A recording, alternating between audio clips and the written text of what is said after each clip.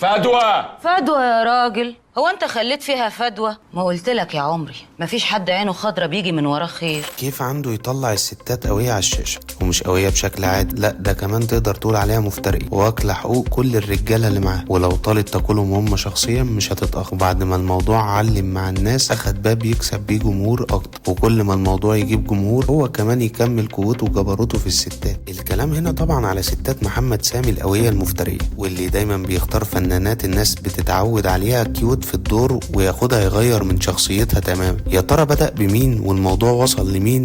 كل واحدة فيهم عملت ايه على الشاشة وقلبت الدنيا ازاي؟ خليكم معانا في الفيديو ده وهتعرفوا الحكايات كلها، بس ما تنسوش اللايك والشير والسبسكرايب وانتوا تعرفوا كل التفاصيل. محمد سامي بدأ حكايته مع الستات القوية المفترية من أول مرة كان مع روجينا في مسلسل البرنس مع محمد رمضان، ودي كانت مفاجأة إن الست الهادية العاقلة تطلع على الناس بتزعق ومفترية بالشكل ده. ومش بس كده، لا دي طبعا عبايتها كانت حكاية، وكان ليها ستايل كلام وشعر كده مخليها حلوة، بس شرها كمان مكمل معانا. ومن بعد دور فدوى ما نجح مع محمد سامي اختار ان هو يبقى بيلف وبيدور معاه طول الوقت في كل المسلسلات، سواء كان مع محمد رمضان او مش معاه. بس طبعا عشان اغلب شغله كان معاه قبل ما يزعلوا مع بعض، فكرر نفس التجربة بتاعت فدوى مع هالة صدق بس في دور الام، وطلعها بنفس الكبرياء والعنطزة. وعشان تبقى مميزة كان اسمها صفصة، والعبايات كانت هي ولازم الناس كلها تتكلم عليها، ونفس الصوت العالي والطريقة اللي كانت بتعملها فدوى. ده غير بقى انها كلمتها مش بتنزل الارض ابدا. وعشان الست القوية لازم تبقى موجودة دايما مع محمد سامي، قررها السنة دي مع عمرو سعد في سيد الناس، بس اللي قدمت الدور المرة دي حد ما كانش متوقع ابدا، وهي إلهام شاهين اللي اول مرة في حياتها تشتغل مع محمد سامي، وقبلت تعمل دور الام ومرات الاب اللي مش طايقة نفسها وعايزة تكوش على الفلوس وخلاص، واهم عندها من اي حاجة تانية في الدنيا، وطول الوقت صوتها عالي وماشية تزعق في خلق الله. وطبعا ما ننساش العبايات الشيك قوي اللي ماشية على ست المنطقة، ما هو بقى سيستم كده ولازم محمد سامي يمشي بيه. ده غير ان السنة دي برضو عمل نفس الدور مع هالة صدقي في إيش، بس مش بعباية، ببلوزة وبنطلون. ما هي الست القوية دايما ما تخسرش ابدا، ولازم يبقى ليها سوق ودورها في مسلسلاته. المفاجأة بقى مش في التغييرات اللي بيعملها فيهم، لا ده كمان بعد الادوار بتاعتهم معاه كل واحدة بتروح في حتة تانية في التمثيل خالص مهما كان سنها، والمخرج بيشوفها في منطقة جديدة. انتوا بقى شايفين مين الأحسن في دور الست القوية دي، ومين الأشيك كمان؟